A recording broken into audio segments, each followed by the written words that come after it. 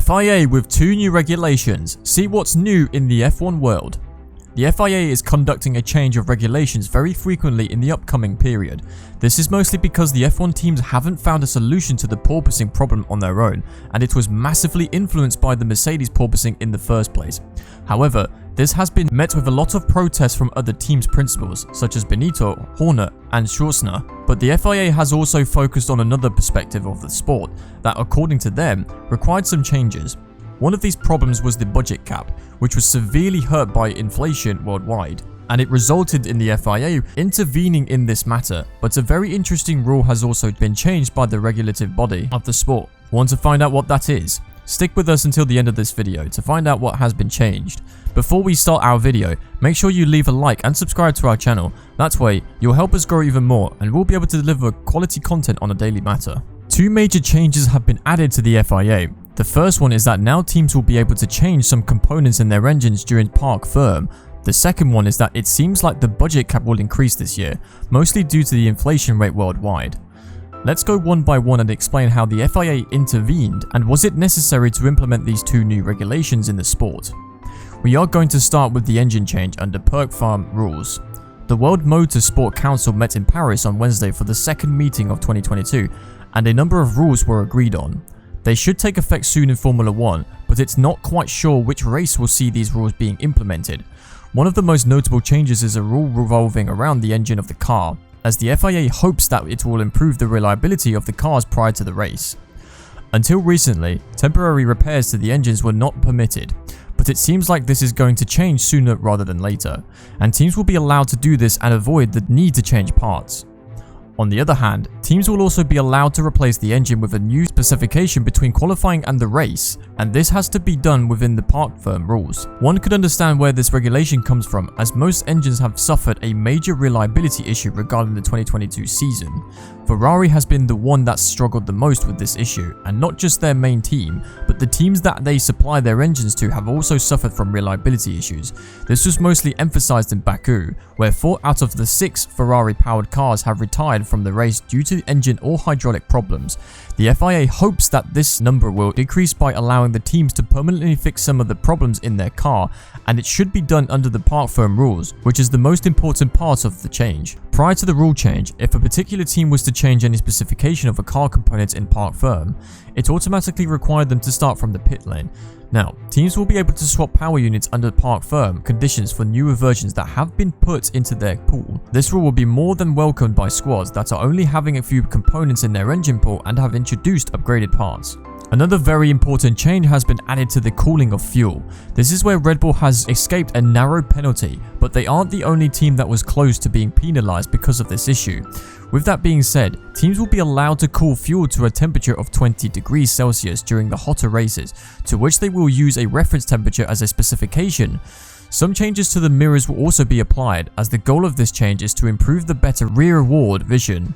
This is mostly because of the porpoising problem and the fact that drivers have impaired vision due to the bouncing effect of the cars, and that is the last thing an F1 driver wants to have while driving with speeds over 300 km an hour. Yet, another thing has been changed regarding the F1 car designs, which revolves around the flexibility of front and rear wings and the way its feature is tested.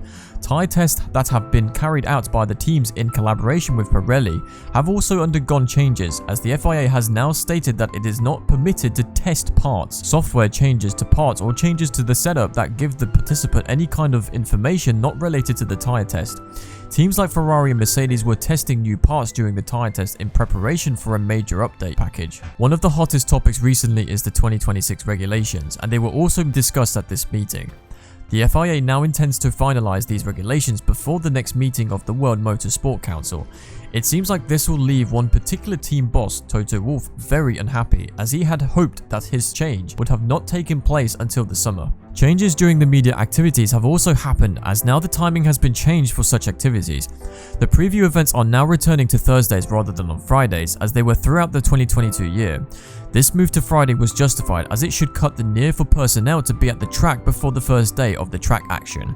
However, it did not fulfill its goal, with staff still required to be at the track on Thursdays, and it was a very unpopular move with the drivers and press too. It seems like the new move will be welcomed by the media, as the media activities taking place so close to the first track action didn't seem like a reasonable choice for them. A majority of changes were brought at just one meeting, and we have recapitulated them all here. But one major change that is yet to be announced is the budget cap raising, and it seems like Christian Horner is sitting somewhere now with his devilish laugh, being happy that he accomplished what he was the loudest voice in the paddock for. Let's make a quick elaboration on the budget cap and why it is so infamous recently. So, teams did know about the budget cap before the season started.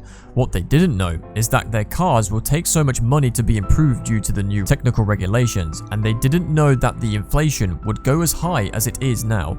The economic impact of the COVID-19 pandemic, as well as the Russian-Ukrainian conflict, has brought prices immensely high. Especially the invasion that Russia did in Ukraine has brought very high prices to the energy resources involving the fuel and the gas. This is why teams have started talking about the budget cap as an unrealistic measure as it stands now.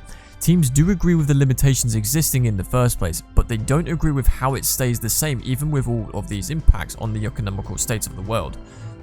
Loudest of all was Christian Horner, as he spoke on multiple occasions that the cap should be raised because not everything costs the same and teams will be forced to apply some dramatic measures to fight it. The problem with the uncertainty with the cap, with the rate of inflation we are seeing, there is only parts and people that are really the biggest cost drivers. It will be a catastrophe for Formula 1 that people would have to take a hit for something that is beyond their control. There is a moral issue that needs to be dealt with, and I know the FIA are looking at it together with the Liberty guys, finished Horner. He directly said that F1 teams would be in huge danger of firing people due to the inflation cap. This would be a massive hit for the sport, and he did play this move nicely because he has transferred the responsibility to the FIA and Liberty Media, saying that they are the ones that are looking at this problem together. What's even more worrying is that Horner said that his team isn't the one that employs the most people in the paddock, adding, "Nobody could have expected this kind of inflation. Perhaps I am the one who speaks about it the most, but our problems are not the biggest in this area. I think Mercedes employ more people and have higher salaries within their group than ourselves. Ferrari is again another big team with high costs. When you hear of teams in the midfield that is also going to be in breach of the cap that was pushing for the cap to be lower originally, it shows it is not about development being the biggest contributor to these costs.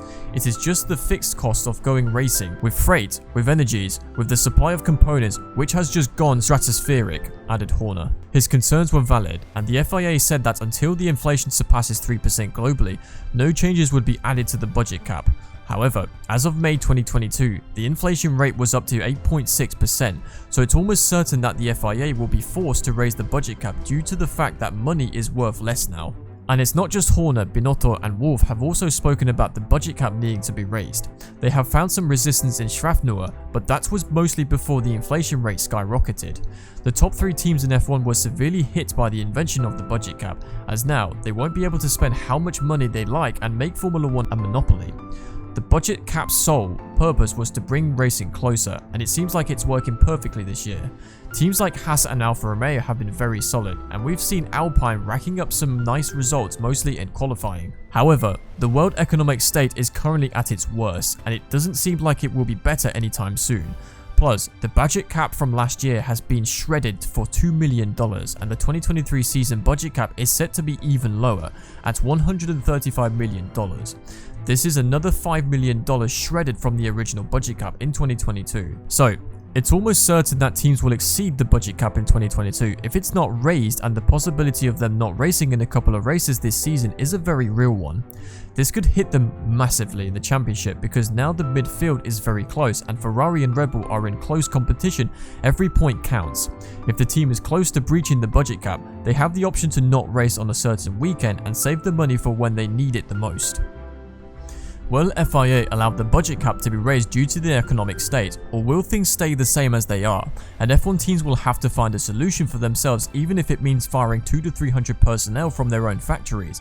It's up to us to wait and see what's next in the F1 world. And until then, stay safe and follow our channel for more videos for F1 related content.